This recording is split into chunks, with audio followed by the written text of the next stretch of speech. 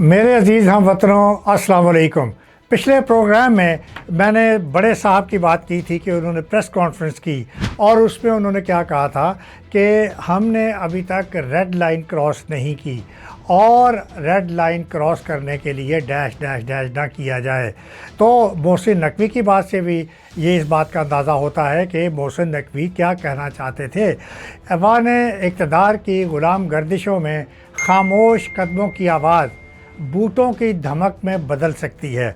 मेरा ख़याल है कि आप मेरा इशारा समझ रहे हैं। माजी में ऐसे ही होता रहा है और बारहा होता रहा है कि जब हमारी सिविलियन गवर्नमेंट जब वो एक्सपेक्टेशंस पे पूरा ना उतरें और आवाम को मायूस करें तो फिर क्या होता है, फिर हमारे मुल्क में मार्शल लॉ आ जाता है।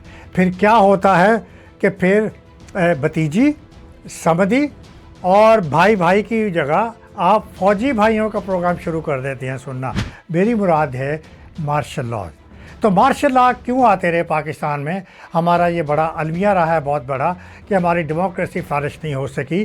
3 दफ़ा मार्शल लॉ लगी, अयूब का, ज़िया का, मुशर्रफ का, और सब एक अजीब तदाद का मज़र हैं। एक तरफ उनके अदवार में बहुत फ़ायदा हुआ लेकिन वक्ती फ़ायदा हुआ।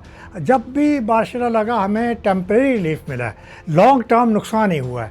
तो वक्ती तौर पर रिलीफ क्या मिला? मुआशी तरक्की हुई, डॉलर की आमद हुई, अमेरिका के साथ स्ट्रेटेजिक हालात जो है वो बेहतर हुए और हमें उसकी वजह से हमें और जो बेनिफिट्स हुए वो हमें हासिल हुए। हमें लोन दिए जाते रहे, हमें कर्ज़े दिए जाते रहे। तो दूसरी तरफ इन्होंने कौमी यकजहती के ताने बाने को अंदर ही अंदर से नुकसान पहुँचाया, शदीद नुकसान पहुँचाया।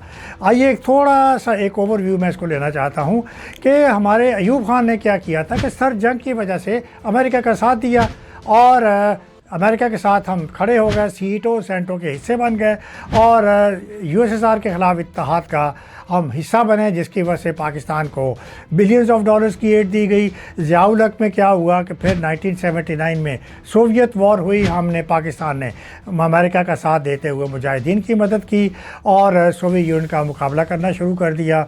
और उसके बाद हमने उसके कॉन्सिक्वेंसेस देखे कि हमें वक्ती तौर के ऊपर रिलीफ तो मिले, हमें बिलियंस ऑफ डॉलर्स के वो तो आए, लेकिन उसके असरात जो है वो हम आज भी भुगत रहे हैं।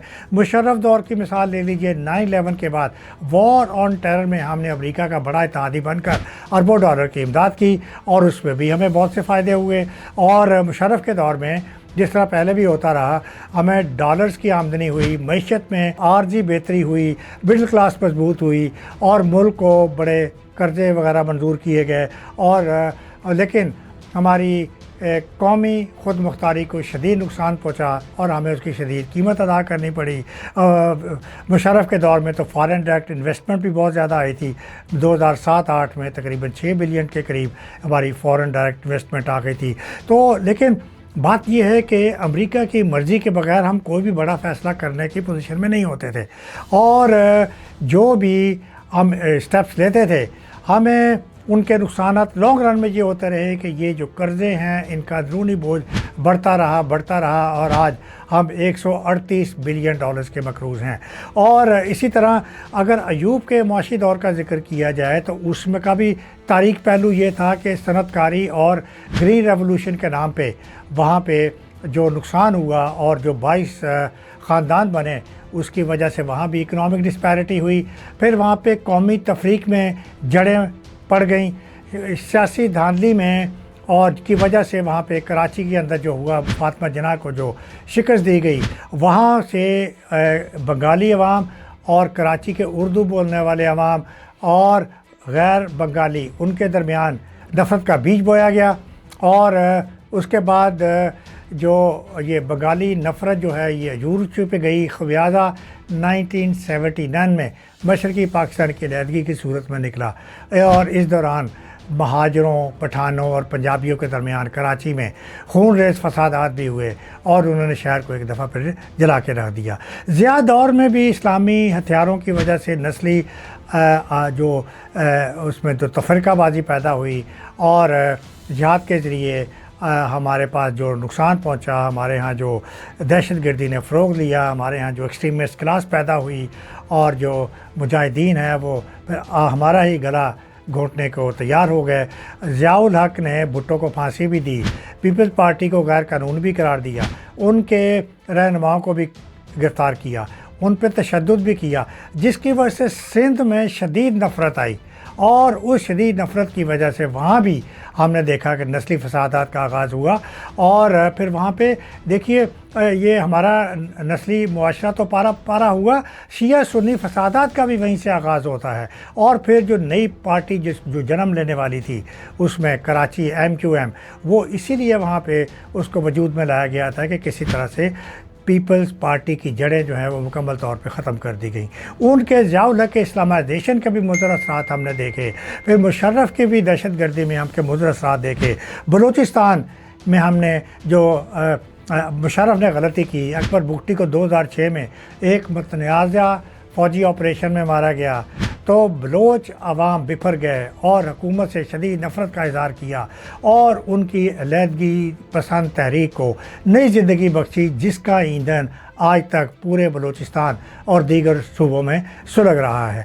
मुशर्रफ के दौर में फिर वज़ीरिस्तान फाटा में आप देखिए ना, अमेरिका की हिमायत के लिए किए गए ऑपरेशन में कबायली इलाकों को दहशत गर्दों की आमाजगाह बना दिया, जिसका नुकसान पाकिस्तान को बहुत ज़्यादा हुआ। तो आइए मार्शल लॉ और जमहूरियत में मुकाबला करते हैं। देखिए मैं फ़िलहाल एक ट्रेडिशनल जमहूरियत की बात कर रहा हूँ कि पाकिस्तान में जमहूरी अदवार में कोई प्रॉब्लम बहुत ज़्यादा हुई, जिसकी वजह से मार्शल लॉ हमें फेस करने पड़े। हमने जमहूरी अदवार में मुआशी इज़्ज़त में अदम इस्तेहकाम देखा, करप्शन को बढ़ते हुए देखा, गलत पॉलिसियों को फ़रोग़ देते हुए देखा और जमहूरियत में हमने आम आवाम को इग्नोर होते देखा। जबकि आम आवाम के कैथारसिस होना चाहिए था, उनको ये मौका मिलता है कि उनकी ख्वाहिशात उनके मुताबिक हुकूमतें चलें और आवाम जो है वो फिर अपना गुस्सा और अपना कैथारसिस वो इलेक्शन की सूरत में या मीडिया के सूरत में या वोट तब्दील करने की सूरत में वो अंजाम देते हैं। तो आवाम को जेन्युइन डेमोक्रेसी में अपनी नुमाइंदगी का एहसास होता है, उनकी ख्वाहिशात पूरी होती हैं और वो सिस्टम का हिस्सा होते हैं।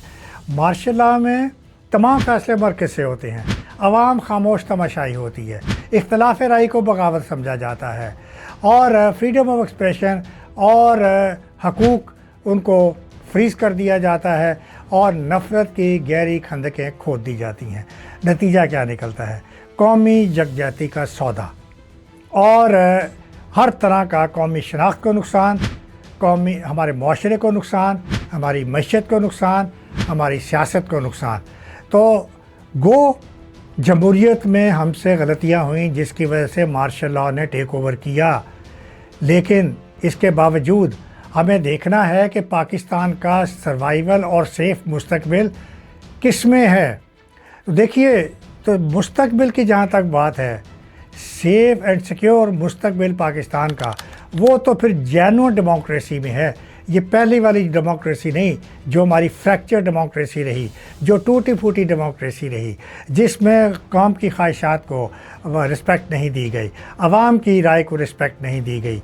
और तो इसलिए जेन्युइन डेमोक्रेसी हमारा मुस्तकबिल होना चाहिए, जिसमें तालीम, जिसमें तमाम इदारे मजबूत हों, चेक एंड बैलेंस का एक सिस्टम मौजूद हो और उसके अलावा रूल ऑफ लॉ हो और तमाम लोगों को इंसाफ मिले और कोई इकनॉमिक डिस्पैरिटी ना हो, इकनॉमिक स्टेबिलिटी भी हो। तो बहरहाल जमहूरियत जैसी भी हो, टूटी फूटी हो या जेन्युइन हो, हर हाल में मेरा ख्याल है मार्शल लॉ से तो बेहतर होती है।